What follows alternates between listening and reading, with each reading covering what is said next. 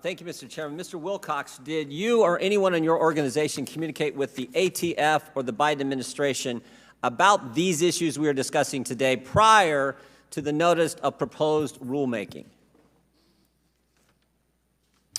We submitted formal petitions for rulemaking through the appropriate channels, sir. Before the notice of proposed rulemaking? That's correct. So you were in communication with the Biden administration wanting to make these changes? We filed formal petitions for rulemaking through the appropriate channels. Who'd you talk to? It was a written submission, sir. Did you speak to anyone personally? I didn't. Did anyone in your organization talk to anyone? I'd have to check, but I believe we submitted the written submission as a formal submission. People in your organization may have talked to folks at the ATF prior to the notice of proposed rulemaking? Not that I'm aware. Did anyone in your organization talk to Mr. Dettelbach before the notice of proposed rulemaking? I don't believe Mr. Dettelbach had came in nominated. afterward. Have anyone talked to Mr. Dettelbach about this personally? Of course, we've been in communication with the ATF in this administration and in prior administrations. Talking to the director? You've talked to the director? I mean, we work with ATF across administrations. Have you talked to the director? It's a simple question. Yeah, I've communicated with the director. You've talked to Mr. Dettelbach? Of course. Yeah, and well, I find that interesting. I just know, as we're speaking upstairs, the president of the National School Board Association is sitting for a transcribed interview because the same thing happened there. National School Board Association talked with the Biden White House, the Biden Justice Department, the Biden Department of Education, concocted this letter that set in motion this whole attack on parents showing up at school boards. And it looks to me like we have a similar operation going on here, where you guys worked with the ATF to change something that had been the law for 10 years to go after law-abiding Second Amendment Americans. Second Amendment supporting Americans. Mr. Bosco, you invented this stabilizing brace, is that right? That's correct. And you invented it for a Marine buddy, a friend of yours who served our country and was injured? That's correct. And you were told 10 years ago that the stabilizing brace does not convert a pistol into a short-barreled rifle, is that right? That is correct. I got the letter right here from the ATF, November 26, 2012, right? And then 7 weeks ago, a 180-degree change, right?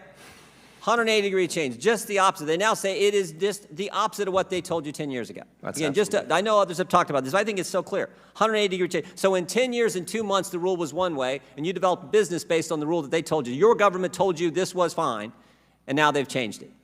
That's correct. When did the bill pass that changed the law? There was no bill. No bill. That's the fundamental issue, right? No bill. Mr. Dettelbach, the new director, he never ran for Congress. I don't think he was ever. I don't remember a bill going through Mr. Nadler's committee last Congress that changed the law. I would have known because I'm on that committee, the Judiciary Committee, which has jurisdiction over this stuff.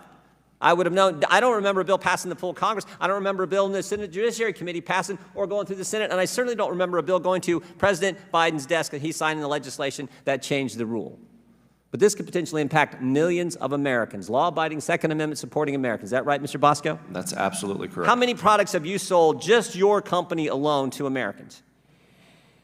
How many stabilizing braces have you sold? Many millions. I can say that from 2020 to today, which are the years that the ATF didn't concern itself with when it did its impact study, we sold, our company alone, 2.3 million braces. So while they were doing their study, they didn't count the number of braces that were being sold?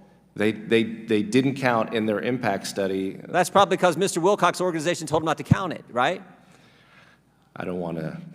Well, they were talking to him all the time, it sounds like, putting this all together, going after people who support the Second Amendment. How many Americans do you think it's total? So I've heard estimates as many as 40 million Americans could be impacted by this? Correct. Congressional Research Services has said anywhere between 10 and 40 million Americans own stabilizing braces. Unless you remove the brace, lengthen the barrel, turn in or destroy your firearm or register your gun with this government that you know you can trust because Mr. Wilcox has been working with them, you know you can trust. Unless you do those 4 things, what happens? What are you?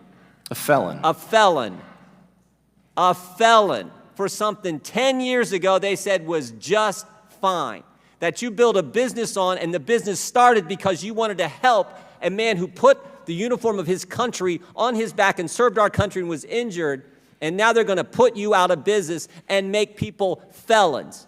But don't worry, Everytown USA, Mr. Wilcox has been working with our government to implement this to target Second Amendment people, Americans who support the Second Amendment. Such a deal. Such a deal. That's why we need legislation to say this rule We need to pass that. That's what we do need to pass into law now based on what has happened with this organization. Mr. Chairman, I yield back.